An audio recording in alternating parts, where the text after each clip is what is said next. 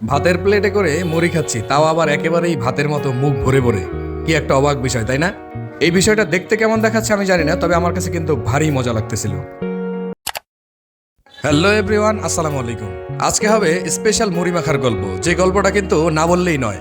মুড়ি মাখা কিন্তু আমরা বন্ধু বান্ধব সচরাচর খেয়ে থাকি, কিন্তু আজকের আমাদের যেই মুড়ি মাখা, এটা কিন্তু স্পেশাল বলার অন্যতম একটা কারণ হচ্ছে এটার মধ্যে যে অর্নামেন্টসগুলো আমরা উপাদানগুলো ব্যবহার করব সেগুলো কিন্তু সচরাচর মুড়ির মধ্যেও দেখা যায়, কিন্তু আমাদের এই মুড়ি মাখার মধ্যে স্পেশালি যেটা ব্যবহার করব সেটা কিন্তু আসতেছে খুব শীঘ্রই। আমাদের শুরুতেই পেঁয়াজ, মরিচ এবং টমেটোর কুচি কুচি করে কেটে নিয়েছি, তারপরে হচ্ছে ধনিয়া পাতা। এখন এগুলো কিন্তু পরিমাণে ছিল অনেক বেশি, যেমন 2-3 ভোল করে হবে। আসলে আমাদের মুড়ি মাখার পূর্বেই আমাদের অনারেবল টিচার যিনি ছিলেন উনি কিন্তু আমাদের বলেই দিয়েছেন যে আজকে মুড়ি খাওয়া হবে পেট চুক্তি, মানে একেবারে পেট ভর্তি করে। পেট চুক্তি মুড়ি মাখা মানেই বুঝতে পারছেন আমাদের কিন্তু খেতে হবে লাঞ্চের টাইমেই। তো লাঞ্চের টাইমে আমাদের খাওয়া উচিত আসলে ভাত তরকারি বা লাঞ্চ করা উচিত, কিন্তু লাঞ্চটাই হবে আজকে ঝালমুড়ি দিয়ে। এখন ঝালমুড়ির জন্য আমাদের যে উপাদানগুলো দরকার, শসা, টমেটো, পেঁয়াজ, ধনিয়া পাতা, টমেটো, তারপরে হচ্ছে মরিচ, আরও অ্যাটসেট্রা অ্যাটসেট্রা যেগুলো লাগে, সরিষার তেল, এগুলো কিন্তু নিয়ে নিয়েছি। আর সেই সাথে রয়েছে স্পেশালি লেবু। এখন আমাদের এই যে উপাদানগুলো দরকার সেগুলো কিন্তু শীতকালীন সবজি হিসেবে সচরাচর অ্যাভেলেবেল পাওয়া যাচ্ছে এবং খুব স্বল্প প্রাইজের মধ্যেই। তো এই উপাদানগুলো কেটে নেওয়ার পরে আমাদের বুয়া অথবা খালা যিনি ছিলেন তিনি কিন্তু আমাদের এগুলো কেটে দিয়েছেন, আর আমাদের যিনি টিচার, অনারেবল টিচার, উনি কিন্তু আসলে হাত দিয়ে খুব সুন্দর করে মিক্স করে নিচ্ছেন। এখন মিক্স করার পরে এগুলোতে যে একটা উপাদান দরকার সেটা কিন্তু লবণ। এখন লবণটাও কিন্তু অল্প করে দিয়ে নেওয়া হয়েছে। আর সর্বোপরি যেটা লাগবে সেটা হচ্ছে সরিষার তেল। এত বড় আয়োজন করেছি আমরা, তো আপনারাও যখন এরকম বড় আয়োজন করবেন তখন কিন্তু এরকম দু একটা মিস্টেক হবেই, যে এই জিনিসটা আনি নাই বা এই জিনিসটা আনতে ভুলে গিয়েছি। আমাদের কিন্তু সরিষার তেলটা আনতে ভুলেই গিয়েছিলাম, পরক্ষণেই আসলে স্যার মনে করেছেন এবং নিয়ে এসেছেন। আনার পরে সরিষার তেল, একেবারে তরতাজা সরিষার তেল ঢেলে দিচ্ছি ভিতরে। আর এই আধা কেজি সরিষার তেল পুরোটাই দেওয়া হবে, দিয়ে তারপরে মিক্স করা হবে। তো এই যে মিক্সিং করা হচ্ছে, আসলে সরিষার তেলের যে একটা ঘ্রাণ সেটা কিন্তু একেবারেই নাকের মধ্যে গিয়ে ঝাঁঝালো একটা অনুভূতি দেয়। সেই অনুভূতিটা ছিল অসম্ভব সুন্দর।